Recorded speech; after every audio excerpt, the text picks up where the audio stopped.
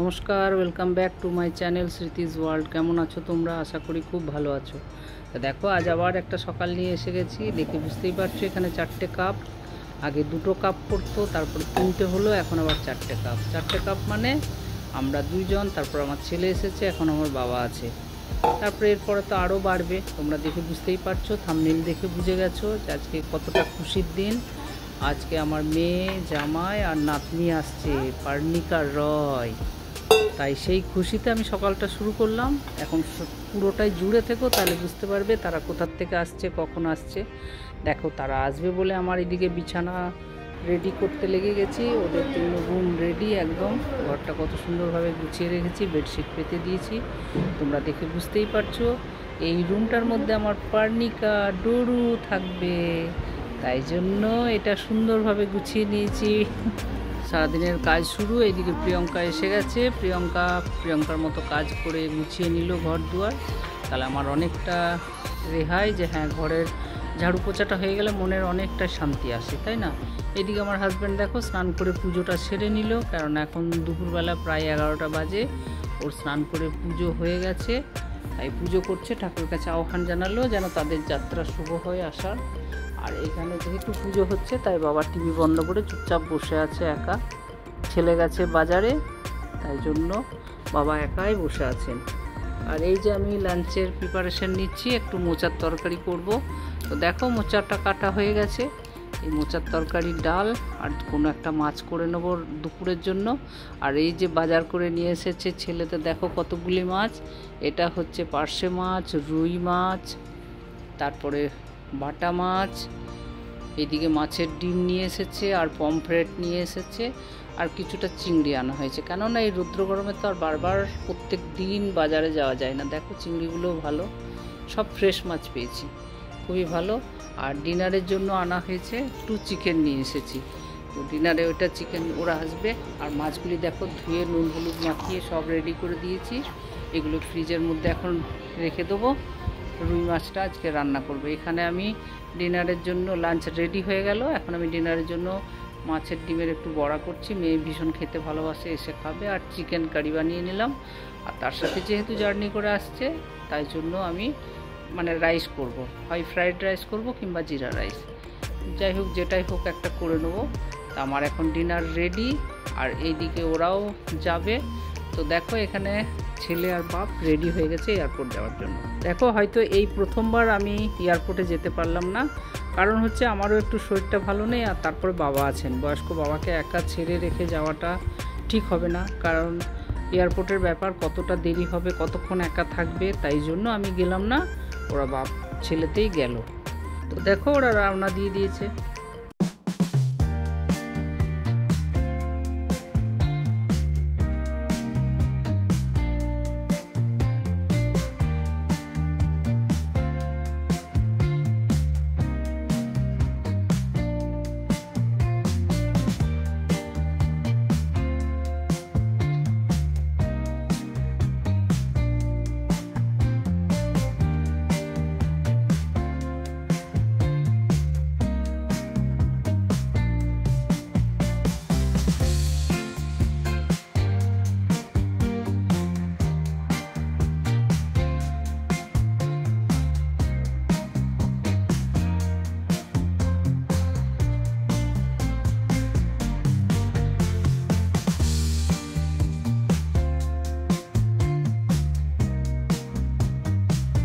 দেখো, এটা বুঝতেই পারছো, নেতাজি সুভাষচন্দ্র বসু, যেটা দমদমের এয়ারপোর্ট, সেই এয়ারপোর্টে ওরা পৌঁছে গেছে।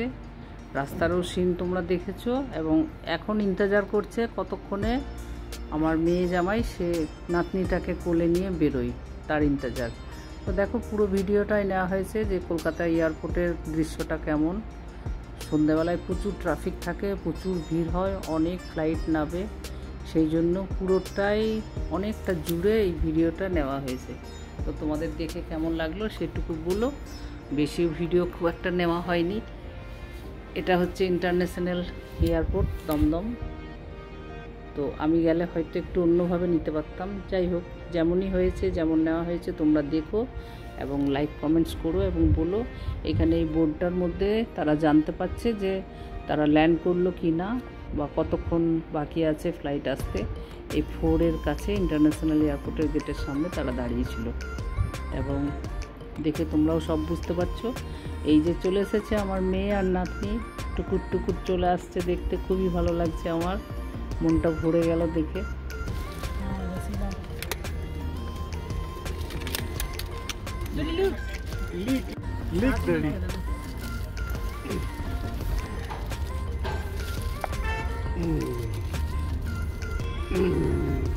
Jiju, look.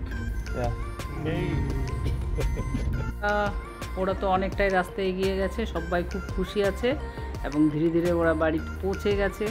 আমি ঘরে ইন্তজার করছি তাদের। দেখো ঘরের মধ্যে এসেই গেছে, এই যে গেটে এখন লিফটে করে উঠছে। এখন আমার সাথে কতক্ষণে দেখা হয় দেখো, তার জন্য তোমাদেরকে পুরো ভিডিওটাই জুড়তে হবে। এই যে ঘরে চলে এসেছে দেখো। প্রথমেই আমি ডরুকে কোলে নিয়ে নিলাম, খুশি খুশি। ডরুও খুব খুশি, আমিও খুশি, আমার বাবাও কত ইন্তজার করেছিল। এখানে জামাই কত খুশি লাগছে দেখে, সবাই খুব হ্যাপি হয়ে গেছি, ফুল ফ্যামিলি। চলো ঘরের মধ্যে ঢোকো।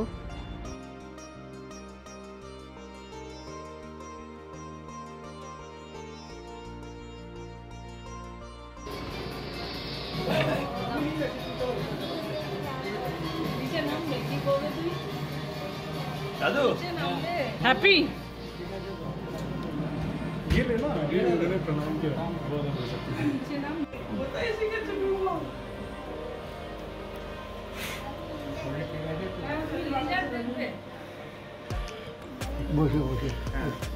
তো দেখো ঘরে সবাই এসে গেল, খুব খুশি হলাম।